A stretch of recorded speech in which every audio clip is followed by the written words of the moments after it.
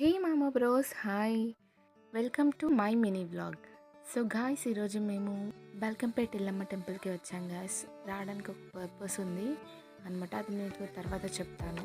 ఈరోజు Sunday guys, చాలా అంటే చాలా రష్ ఉంది. అసలు చాలా ఉక్కపోస్తుంది లోపల. సక్సెస్ఫుల్ అలయన్స్ అనే దాటి కిందకి వచ్చేసాం గాయ్స్.